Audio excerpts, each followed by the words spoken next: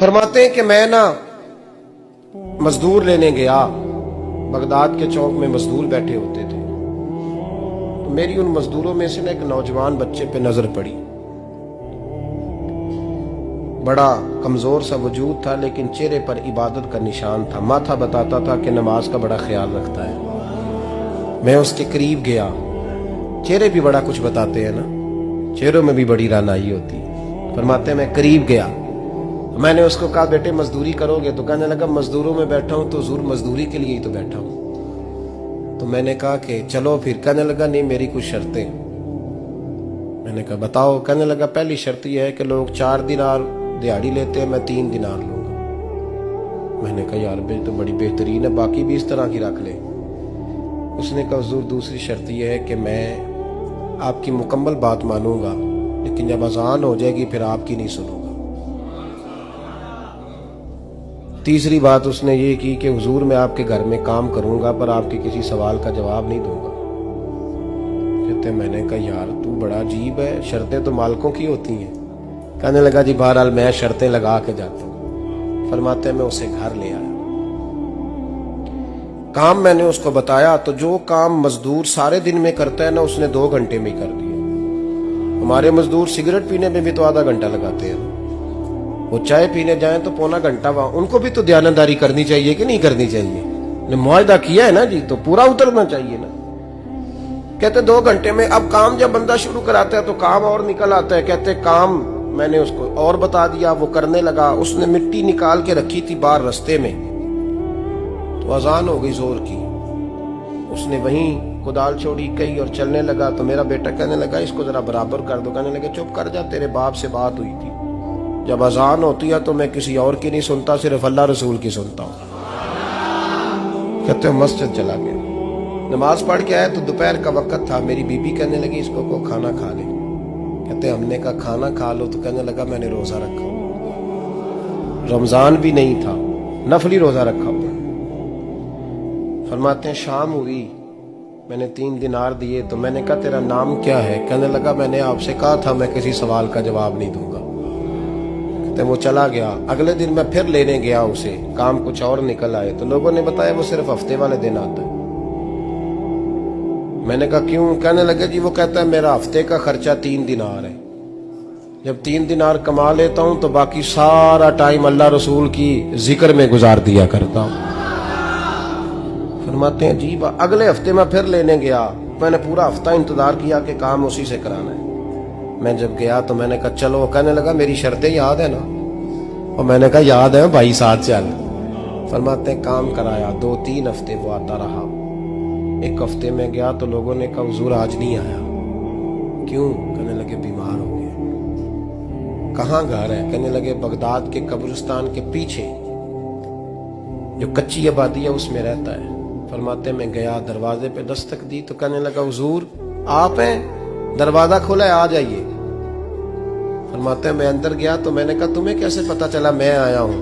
कहने लगा हुजूर अल्लाह वाले हो, आप नहीं आना था, वरना अमीर तो गरीबों का पता लेने कोई नहीं आते।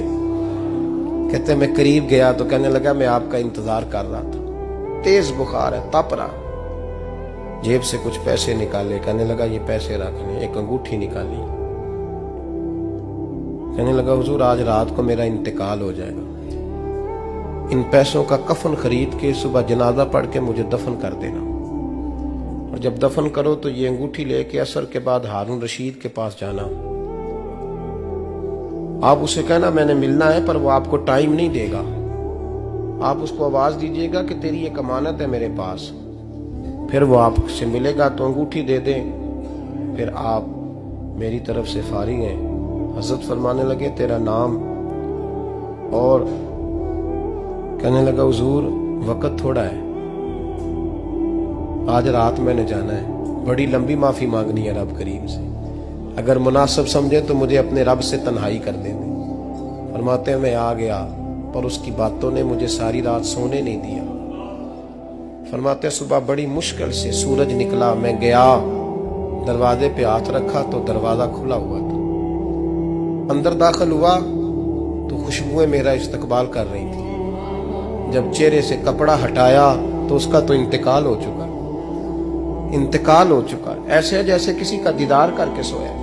कहते मैं तो 2 आदमी ले गया था जनाजे पे, पर पता नहीं दुनिया किधर किधर से आई, कहां कहां से। अखां जदों मीटियां जमाना मैनू रोवेगा, अपना ते अपना बेगाना मैनू रोवेगा। फरमाते हैं मैं तो 2 बंदे ले गया था, पर पता नहीं मखलूक कहां कहां से आई। जनाजा पड़ा, दफन किया। हारून रशीद के पास में असर के बाद गया, मैंने बुलाना चाहा पर बादशाह था, मेरी तरफ देखा ही नहीं। मैंने उसको कहा तेरी एक अमानत मेरे पास है। फरमाते हैं वो मुझे कोने पे ले गया, क्या बात है, कमरे में बुलाया, मैंने अंगूठी दी। हारून रशीद तो चीखे मारने लगा, कहने लगा अंगूठी वाला कहाँ है? मैंने कहा वो तो इंतकाल कर गया। कहने लगा मुझे कब्र पे ले चल। कहते मैं कब्र पे लाया तो वो लेट गया, तड़प के रोने लगा। मैंने कहा मेरा कलेजा फट जाएगा, ना उसने कुछ बताया ना तूने बताया, ये कौन था? तो हारून रशीद कहने लगा ये मेरा बेटा था।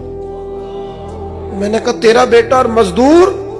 कहने लगा हुजूर ये हजरत दाऊद ताई के पास बैठा करता था, उनका मुरीद था, मुझे रोज कहता था अब्बा तूने बड़ी दुनिया इकट्ठी कर ली है, मरते वक्त तुझसे टांगे समेटी नहीं जाएंगी, इतना हिसाब नहीं तू दे सकेगा। मैं इसको समझा देता, इसकी अम्मा समझा देती। ये रोज हमें कहता छोड़ दो, आ जाओ अल्लाह रसूल की बारगाह में झुक जाएं। हम समझ। एक दिन ये चला गया, कहने लगा फिर तुम्हारा रास्ता और है और मेरा रास्ता और है। ये सोने की अंगूठी गलती से इसके पास रह गई, गलती से हीरे की अंगूठी चली गई। कहने लगा देखो मेरे बेटे ने आज वो भी वापस कर दी है। फिर तड़प के कहने लगा हारून रशीद था तो ये मेरा बेटा, पर मेरा मुर्शद निकला, मेरा पीर निकला। भाई जिंदगी तो बड़ी थोड़ी है ना। बाबा साहब ने कहा था उठ फरीदा सुत्या, और दाढ़ी आ गया पूर, अग्गा नेड़े आ गया, पिछा रह गया दूर। उठ फरीदा सुत्या खलकत वेखन जा, मते कोई मिल जाई बख्शिया ते तू ही बख्शिया जा। उठ फरीदा सुत्या झाड़ू दे मसीत, तू सुते रब जागदा, तेरी डाडे नाल परीत। मेरा रब हमें भी अपनी बारगाह में कबूल फरमा।